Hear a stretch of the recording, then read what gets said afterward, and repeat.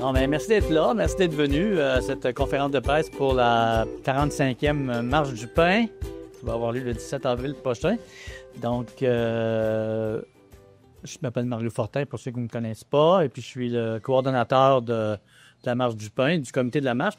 Il y a quelques membres aussi du comité, dont il y a Alexandre Bibourg qui est sur le comité, il y a Patrick Breton.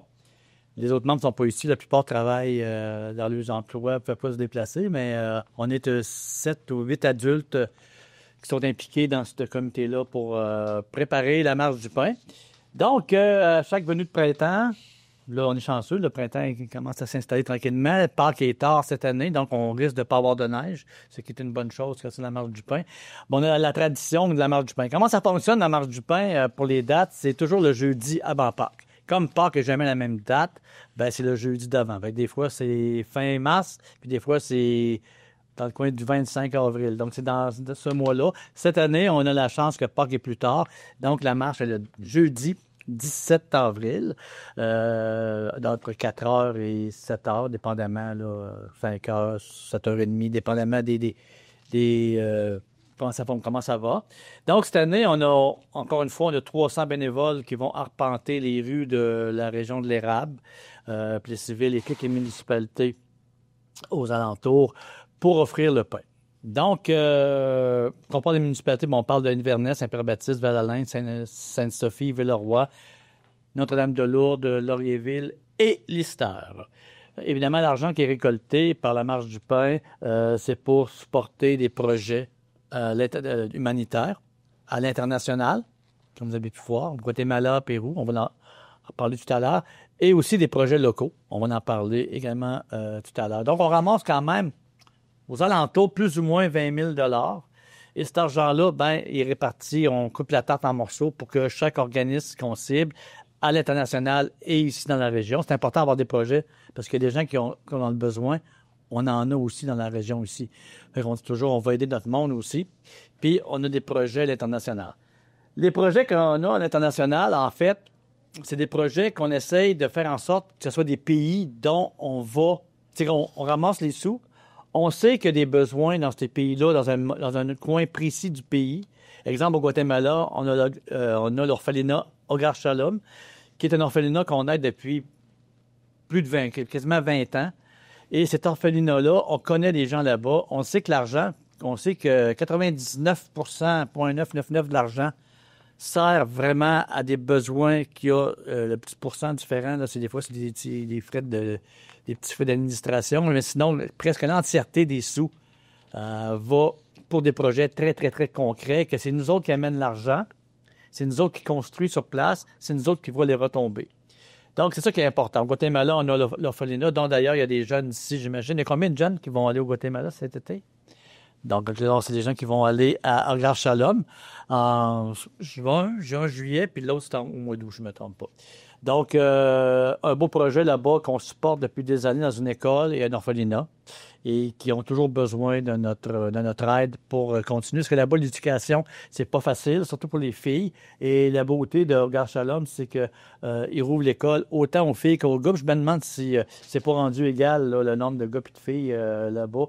Mais ça donne la chance aux filles de pouvoir avoir une éducation, ceux qui n'ont pas cette chance-là beaucoup au Guatemala. Ils sont souvent confinés à des rôles un peu traditionnels, comme au Québec il y a 50 ans, mettons. Fait que là, d'avoir les filles qui prennent leur place et sont capables d'aller à l'école, ben ça aide vraiment ces populations-là. Ça aide ces femmes-là à se prendre en main, puis à avoir un avenir, puis à avoir des études supérieures. Donc, ça, c'est un des objectifs. On a également des projets au Pérou. Il y en a qui sont allés au Pérou. Donnez la main ceux qui sont allés au Pérou. Oui.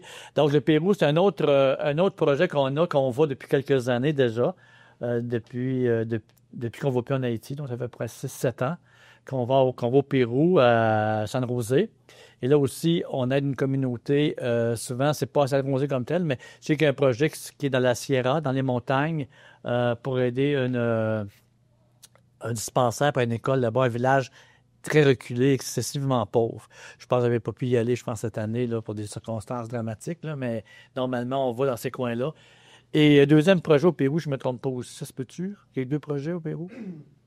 Ça, tu penses, c'est dans la Sierra, sinon il y a celui de Saoul, quand même, son organisme. Son organisme, c'est quand? Mundo Meilleur, qui continue d'aider pour les jeunes de la côte.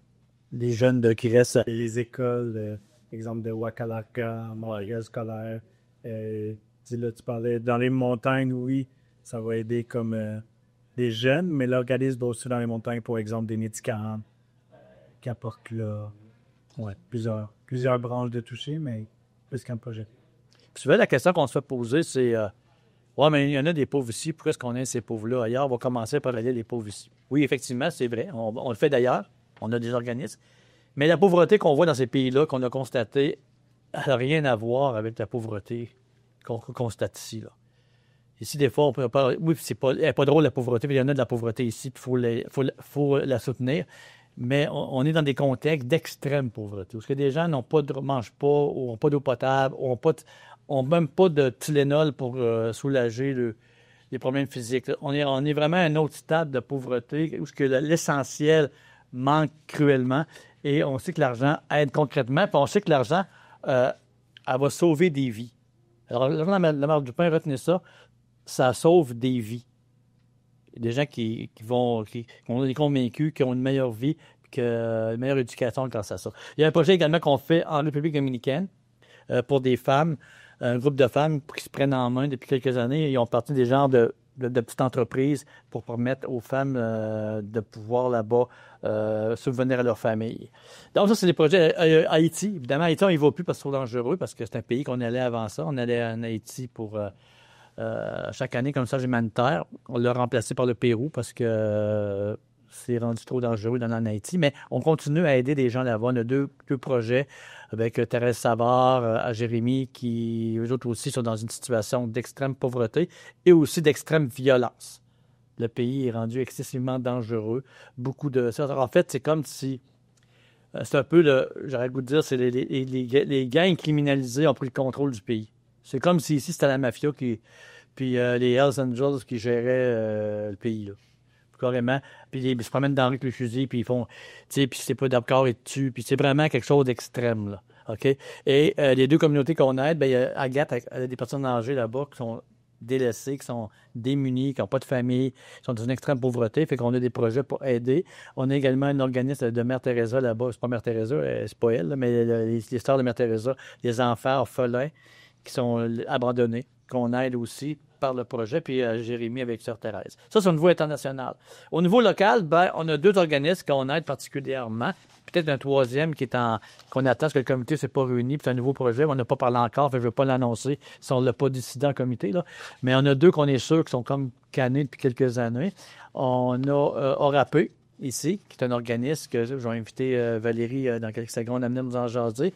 Et il y a également la Maison des familles qu'on aide ici dans les rangs. C'est nos deux projets locaux. Puis il y a également la polyvalence, il y a un petit fonds d'argent qu'on garde pour les jeunes qui sont en difficulté aussi à l'école, au niveau alimentaire ou insécurité matérielle, ou qui ont des besoins particuliers. Bon, on a de l'argent pour aider ces jeunes-là. Donc, vous voyez, il y a beaucoup, beaucoup de projets. Ça nous ferait $1 million pour être capable de vraiment tout aider, vraiment. Mais on est capable, avec ce 26 000-là, de donner des petits montants ici et là qui vont aider. Mais évidemment, si on ramassait 8 000, c'est sûr qu'on sera obligé d'abandonner des projets, là, parce qu'on ne sera pas capable d'avoir assez d'argent. Je vais inviter tout de suite, dans le fond, mais avant de parler des projets, j'aurais envie d'inviter notre président d'honneur. Chaque année, on invite un président, on nomme une famille d'honneur ou un président d'honneur. Et cette année, le président qu'on a passé inviter puis choisir, on a choisi M. Éric Bellavance, que vous connaissez, que vous avez vu. Éric, pourquoi on l'a pris? Parce que ça fait, il va probablement le dire, mais ça fait plusieurs années qu'il est impliqué, depuis qu'il est tout petit, qu'il est impliqué dans la marche du pain. Puis vous le voyez partout à Pied-sur-Ville, hein, il est dans toutes les activités. Nous autres, on se disait dans le temps, si Éric n'est pas d'activité, c'est parce qu'on a vraiment raté notre publicité. C'est parce qu'on a vraiment raté notre coup. OK? Puis il est partout, il s'implique, il est généreux, il a le cœur à la bonne place, il est tout le temps là pour nous aider, donner 100%. On s'est dit, il serait un bon porte-parole, un bon président pour la marche du pain. Il a tout le temps été là. Puis, je vais inviter Éric à venir nous dire un petit mot. Bonjour à tous. C'est un grand honneur pour moi d'avoir été approché pour devenir le président d'honneur de la marche du pain, Odette Voyon. Je suis impliqué à la marche du pain depuis 32 ans. Et Odette a été une grande amie précieuse dans ma vie. Je sais que l'argent amassé aidera beaucoup de gens qui en ont besoin. je vous encourage à participer en grand nombre afin que cette 45e édition soit un grand succès.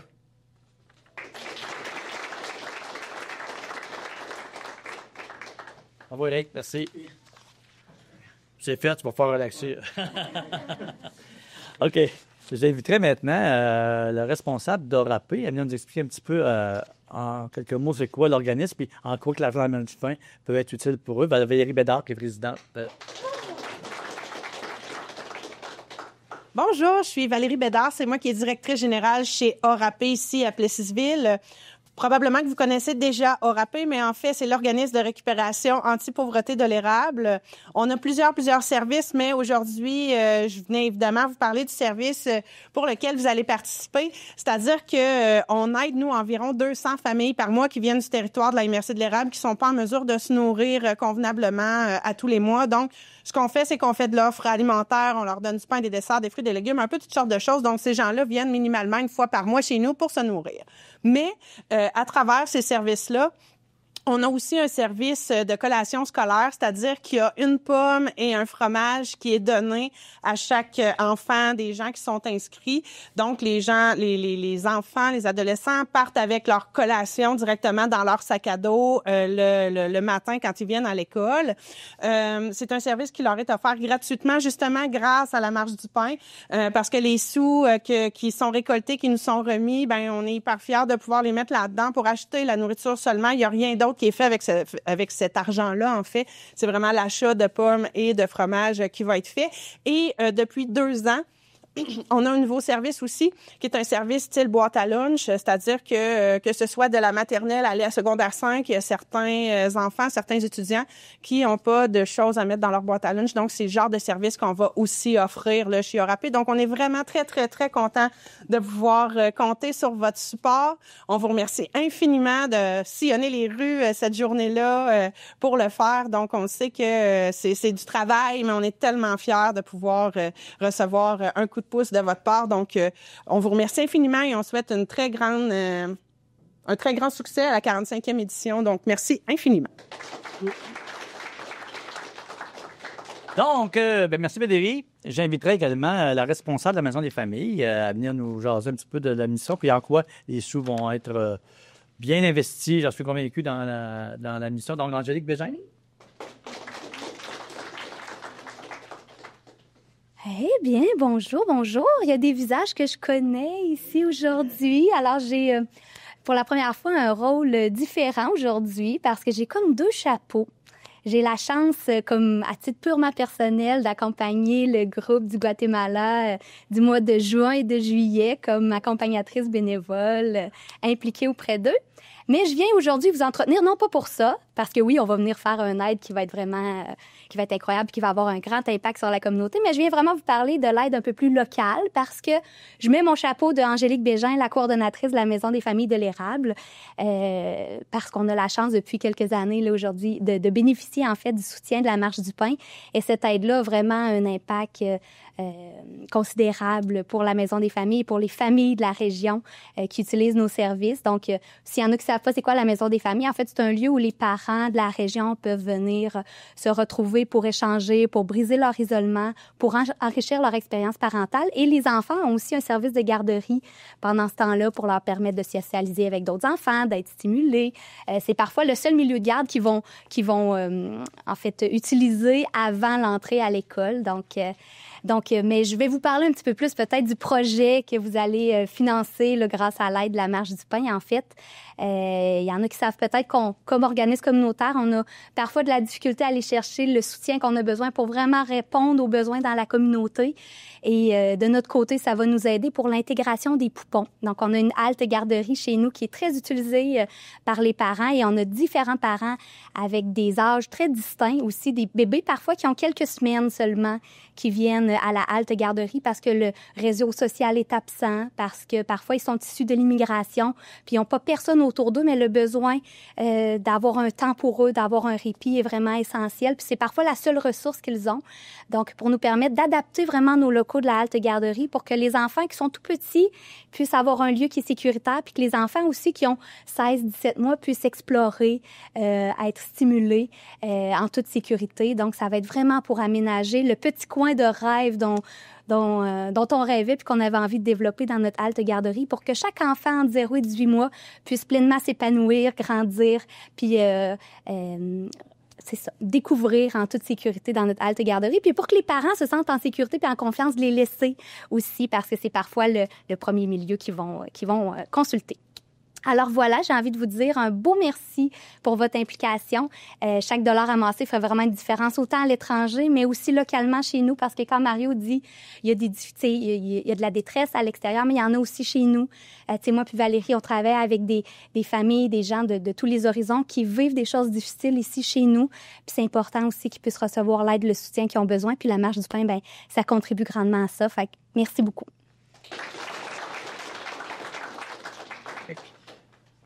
Donc, rapidement, ce qu'on a besoin le plus, en fait, c'est des bénévoles. On a besoin environ de 300 bénévoles, un peu plus, même un peu plus que ça. Les marcheurs, on a besoin de marcheurs, évidemment, à Plessisville, environ 100 à 120 marcheurs qu'on a besoin, primaire, secondaire, ça peut être des adultes aussi, mais on a besoin de gens pour couvrir tous les territoires, quand même beaucoup de territoires, beaucoup de maisons à couvrir pour que chacun puisse se faire offrir un pain. Et également, dans chaque municipalité, comme je disais, on a à Lourdes, Villeroy, Val-d'Orléans, Laurier-Ville, Lister, Inverness, Sainte-Sophie, Saint-Pierre-Baptiste. Il y a un responsable adulte à chaque endroit qui est là pour recruter des marcheurs et coordonner la marche. Alors, si jamais ça vous intéresse de marcher dans votre municipalité, vous pouvez le faire. J'ai laissé la liste là. Je vais vous le dire pour Notre-Dame-de-Lourdes, je vais dire les noms, si jamais ça vous dit quelque chose. Jade Lemire. Villeroy, c'est Marianne Bourque, Linda Pinchot. Val-Alain, Marilyn Croteau. Laurierville, Ginette Fortin.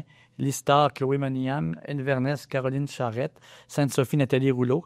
Saint-Pierre-Baptiste, Myriam Couture. Et à Plessisville, Alexandre Bibeau. Alors ça, c'est les responsables de l'équipe de marcheurs et de conducteurs dans chaque... Je veux remercier Partenaires 12-18 qui collaborent avec nous depuis longtemps. Et eux, leur mission, c'est particulièrement trouver des marcheurs, aider au niveau des marcheurs dans les municipalités. Nous, Jeunesse sans frontières, on s'occupe particulièrement des marcheurs à Plessisville, trouver les 120 marcheurs, mais trouver les autres dans les municipalités. À part Val-d'Orléans qui ne fait pas partie de 12-18, eux, c'est nous qui aidons également au niveau du recrutement des marcheurs. On veut les remercier, les responsables, c'est tout du bénévolat, ça, là. On veut remercier les responsables de paroisse. On veut remercier Metalpless qui, à chaque année, achète 80 pains qu'ils distribuent à leurs employés. Donc, c'est quand même 80 pains. C'est quand même un bon don. Puis en même temps, ben, ça nous aide beaucoup. Alors, on veut remercier tous les commanditaires aussi, parce qu'on a quand même beaucoup de commanditaires qu'on va chercher puis qui nous envoient des chèques. Puis si on sait que c'est des commanditaires, c'est vraiment des dons parce qu'il n'y a pas de retour. T'sais, on ne marcherait pas avec le logo des commanditaires sur vos gilets. C'est vraiment... quand ils donnent pour la cause, mais ils ne reçoivent pas. Il n'y a pas de dépliant. Tu sais, un spectacle, tu donnes, mais en retour, tu as ton nom dans le dépliant. Mais là, ils donnent à Marche du pain. C'est vraiment parce qu'ils croient au projet. Puis on voit quand même une couple de mille qu'on va chercher en commandite, ce qui nous aide beaucoup à aller chercher notre objectif. Donc, on veut les remercier, les nombreux commanditaires. On va avoir des points de vente comme l'année passée. Il y a un point de vente à côté de l'église, ici, là, sur Saint-Calixte.